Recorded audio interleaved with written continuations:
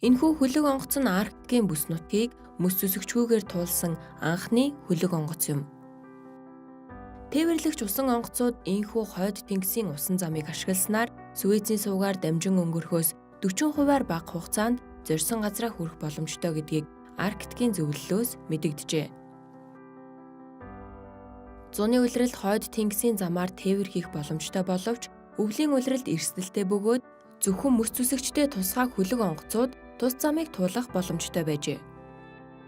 Гэвч Оросын холбооны улсын геологч судлаач барон Эдвард Толлын нэрээр нэрлэгдэж буй энэ хөлөг онгоц нь 1.8 метрийн зузаан мөс хаглах чадалтай байхаар загварчлагджээ.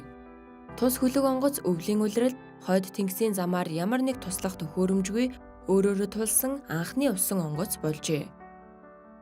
Оросын холбооны улсаас хойд тэнгис рүү гарах замд урд нь саатуулж байсан мөс энэ жил бүрч их багассан бөгөөд энэ нь эдийн засгийн өргөн боломжийг нээж байгаа хэдий ч нөгөө талаар уур амьсгалын өөрчлөлт ямар их бодит хор хөнөөл учруулж дэлхийн ертөнц хэрхэн хурдтай хувьсан өөрчлөгдөж байгааг харуулж байна. Одоогоор 13 сая хавтгай дөрвөлжин км квадрат Арктикийн далай мөсний дундаж хэмжээ 1981-ээс 2010 онд дунджаар 136 сая хавтгай дөрвөлжин км талбайд бүртгэгдсэн бөгөөд 2017 онд өмнөх үзүүлэлтээс доогуур 110 мянган км квадрат талбай бүртгэгджээ.